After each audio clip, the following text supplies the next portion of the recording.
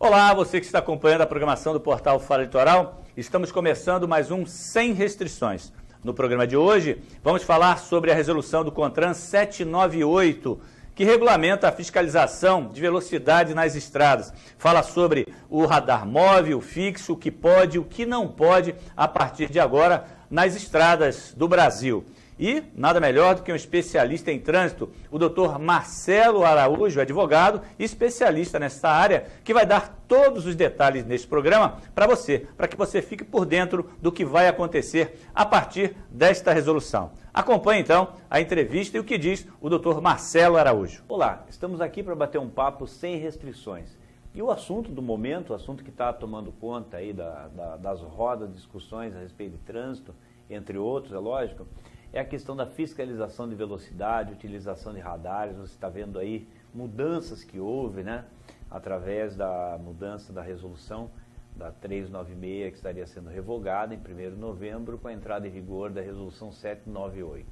Mas vamos na questão prática. Primeiro, relembrando, você vai lembrar que ano passado, o presidente da República, ele determinou a suspensão da utilização de radares portáteis, estáticos e móveis.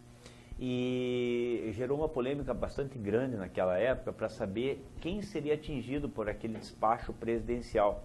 Como foi uma ordem de natureza hierárquica, ela só atingiu aqueles diretamente submetidos à hierarquia da presidência, ou seja, os órgãos federais, no caso a Polícia Rodoviária Federal.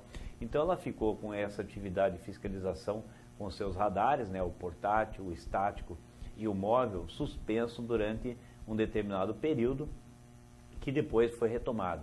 Mas, simultaneamente, naquela ocasião, o presidente da República ele determinou ao Ministério da Infraestrutura, que é aquele responsável pelo CONTRAN, pelo Conselho Nacional de Trânsito, que revisse as regras até então regulamentadas com relação à utilização dos equipamentos de fiscalização de velocidade. Lembrando o seguinte, o artigo 218 do Código de Trânsito, ele estabelece a infração pela desobediência à velocidade regulamentada da via, medida por instrumento ou equipamento hábil.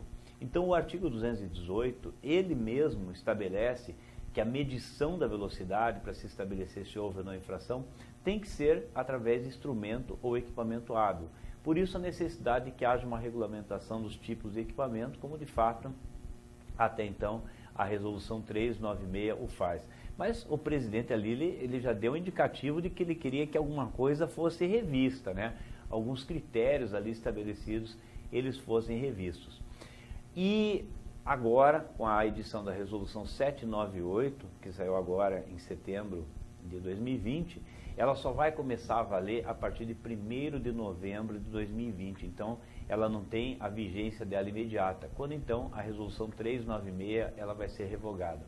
Antes de entrar diretamente nesse assunto da resolução com relação à fiscalização do artigo 218, eu quero lembrar o seguinte, a resolução 396, ela regulamenta a utilização tanto para fins do artigo 218, que é a velocidade máxima da via, quanto também da velocidade mínima da via, que é a metade da máxima.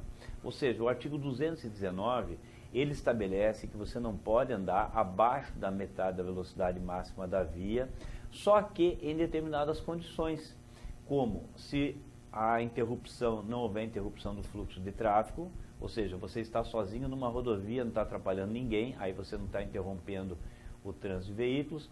Se as condições meteorológicas de tráfego não permitam, não está neblina, fumaça, engarrafamento, por exemplo, daí seria uma condição em que não haveria essa infração, ou se você estiver na pista da direita. Então você vê que tem 3 fatores subjetivos nesse caso, além da mera medição da velocidade. E nesse caso, a resolução 798 está retirando a regulamentação da velocidade mínima da via. Então, as pessoas que tivessem recebido infrações do artigo 219 por não estarem até a metade da máxima da via, a partir de agora se torna um artigo inaplicável. Na verdade, por quê? Porque sempre teve que haver uma avaliação subjetiva desses outros critérios. Vamos então àquilo que estaria permanecendo na regulamentação. Uma coisa importante, a resolução 396, ela faz a divisão dos tipos de equipamento, em equipamento fixo, equipamento estático, equipamento portátil e equipamento móvel. O móvel é aquele que fica num veículo em movimento e mede a diferença de velocidade. O estático é aquele do tripé, em que o equipamento fica suportado nesse tripé e passa a agir de maneira autônoma. O equipamento portátil é aquele tipo pistola acionado por agente. E o equipamento fixo são as lombadas eletrônicas e os pardais. A nova resolução, ela divide apenas em dois tipos de equipamento, o equipamento fixo e o portátil. Sendo o fixo o chamado controlador de velocidade, que seria o pardal. É aquele que faz o monitoramento da via sem que haja redução de velocidade. E o redutor de velocidade, que são as lombadas eletrônicas com pórtico, display e todo o aparato visível, né?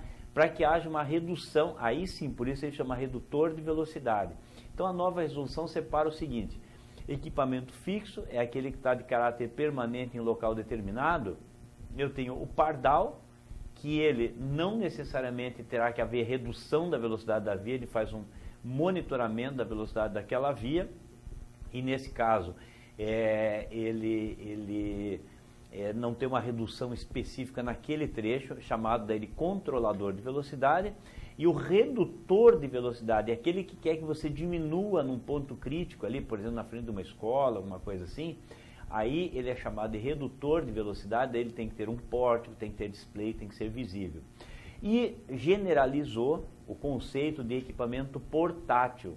Então, hoje independeria se ele está sendo utilizado manualmente pelo agente, como o famoso secador de cabelo, ou se ele está colocado um suporte, até porque na prática, quem conhece o setor sabe que o que na prática acontecia é você pegar um portátil e colocar sobre um suporte, sobre um tripé, que eles se tornariam estáticos. Então, na prática, na verdade, existia uma divisão de conceitos que era quase que irrelevante. Então, agora, você passa a ter tratado como portátil, tanto quando ele é colocado no suporte, num tripé, quanto utilizado pelo agente de trânsito ser humano, que ele vai ser o equipamento chamado de portátil. E com relação ao equipamento portátil, nós temos uma coisa muito interessante aí, que a gente vê que coloca um certo freio na fiscalização. Se vai ser bom ou ser ruim, aí obviamente depende dos resultados que venham a aparecer. Mas no trecho urbano, o equipamento portátil, seja ele colocado num tripé, seja ele operado por agente ser humano, na cidade, no trecho urbano, não rodoviário, não pode haver fiscalização abaixo de 60 por hora. Olha só, a velocidade que ele só pode fazer fiscalização de velocidade de 60 para cima. Então você não se depararia mais, por exemplo, numa rua cuja velocidade é 40 por hora, você ser surpreendido com alguém com o radar na mão, dentro da via urbana, fiscalizando 40 ou 50 km por hora, só acima de 60. E no trecho rodoviário, só acima de 80. Então, sabe aquela rodovia que você está seguindo e, de repente, a velocidade máxima dela é de 60 por hora e tem um policial ali com o equipamento suportado no tripé, por exemplo, um portátil colocado sobre o tripé, que até então era chamado de estático, ou que ele está ali apontando para você o secador de cabelo, ele só vai poder fazer essa fiscalização se a velocidade da rodovia for acima ou igual a 80 km por hora, senão ele não vai poder se utilizar desse tipo de equipamento. Outra coisa, a colocação do equipamento fixo. É muito comum que você veja esse equipamento instalado em lugares que não apareçam, escondido, né, como diz, em suporte de árvores, em marquises, embaixo de túnel, viaduto ou qualquer outro tipo de local que ele fique discreto, até mesmo poste de iluminação. A resolução é clara de que a instalação do equipamento do tipo fixo, aqui nós estamos falando do pardal, uma vez que o equipamento do tipo redutor de velocidade, ele pressupõe um pórtico, pressupõe display com a velocidade marcada, mas o tipo fixo controlador de velocidade e não redutor, vamos falar aqui o nosso popular pardal, ele teria que ficar colocado ostensivamente. E aqui eu faço uma lembrança, muitas vezes em algumas rodovias de alguns estados, aqui eu vou me reportar especificamente do estado de São Paulo, quase fazer uma acusação. É muito comum que você veja o veículo da empresa que fornece o equipamento colocar o equipamento, às vezes no vidro traseiro do automóvel. Você imagine, por exemplo, então, às vezes uma minivan, uma caminhonete, alguma coisa assim, com o equipamento colocado internamente no vidro traseiro desse veículo, muitas vezes até estacionado irregularmente no acostamento. Olha só que absurdo que a gente vê pelo Brasil. É um carro comum, descaracterizado, um carro particular, inclusive, muitas vezes, como eu falei, da empresa fornecedora disso, com um funcionário que não é agente de trânsito, que não é, vamos dizer, ninguém do poder público, é funcionário da empresa fornecedora, ali sentado lendo o jornal ou olhando a rede social, não vou mais falar ler jornal, parece coisa antiga, né? Mas ele está ali no seu automóvel e a fiscalização acontecendo de maneira discreta. Isso também não será mais permitido. O agente que fizer a fiscalização com esse tipo de equipamento, além de uniformizado ou fardado, vamos chamar de uniforme, a roupa da Polícia Rodoviária Federal, dos agentes municipais, né, que geralmente é o uniforme, ou a farda das polícias militares, ele terá que estar devidamente uniformizado, ostensivo, e a própria viatura, quando utilizada, também. Ou seja, você tem que ver que está sendo fiscalizado dessa maneira, por algo ostensivo e não escondido. Então esse parâmetro também é interessante. Outra coisa, quando a via comportar mais de uma faixa de circulação, e aqui bem interessante nas rodovias, e houver a fiscalização desse tipo, a placa de velocidade R19, ela tem que estar colocada dos dois lados da pista, tanto da pista de maior velocidade, quanto da faixa de maior velocidade, da direita e da esquerda, como até mesmo, se for o caso, suspensa, e ela tem que ser uma placa fixa, não poderá mais ser usada a placa R19, sabe aquela que você coloca no cantinho e leva, traz e coloca em outro lugar? Não, apenas lugares onde haja colocação. Devem ser informados também todos os locais, aqui generalizando, onde a fiscalização da velocidade ela vai ser feita. Aqui a resolução também não faz distinção quanto a equipamento portátil. Portanto, onde houver a fiscalização sendo realizada, ela tem que ser previamente informada ao cidadão e aos órgãos recursais a respeito disso. Então você vê de maneira geral aqui quantas mudanças. Como eu falei, essa normativa ela começa a vigorar a partir de 1º de novembro. Para os equipamentos que forem instalados agora, já começa valendo essa regra. Aqueles que já se encontram em operação terão um período de 12 meses para as adequações em relação à resolução, mas você vê uma mudança aí de paradigma com relação à forma de você utilizar o equipamento de fiscalização de velocidade, a restrição desses conceitos, né? E toda essa novidade que a gente vê. Muitos vão criticar, muitos especialistas têm visto criticando o CONTRAN, dizendo que houve um afrouxamento. Por outro lado, muita gente também reagindo de maneira positiva, dizendo, opa, acabou agora aquela questão de escondido, arapuca, esse tipo de coisa.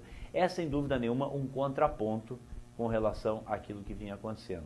A gente só vai ver o resultado, obviamente, com o decorrer do tempo, com relação aos acidentes, o comportamento das pessoas, e isso não dá para se responder de bate-pronto apenas com uma normativa, com um pedaço de papel, que é a resolução. É isso aí, espero ter dado vários esclarecimentos com relação a essa regulamentação da fiscalização de velocidade, utilização de radares, controlador de velocidade, redutor de velocidade, e você bem compreendido esses conceitos. É isso aí, até a próxima. E chegamos ao final do Sem Restrições, espero que tenha esclarecido a você as dúvidas que porventura você possa ter nesta entrevista com o Dr. Marcelo Araújo, que diariamente também está na nossa programação com o Transitando, sempre dando dicas para você do que pode e o que não pode através das nossas resoluções, do nosso Código de Trânsito Brasileiro, enfim, para que você fique por dentro daquilo que a lei determina. Dr. Marcelo Araújo, todos os dias também na nossa programação no Transitando, ok? Quero agradecer a você mais uma vez pela sua audiência e continue acompanhando a programação do nosso portal Fala Litoral. Um grande abraço e até o próximo Sem Restrições. Até lá!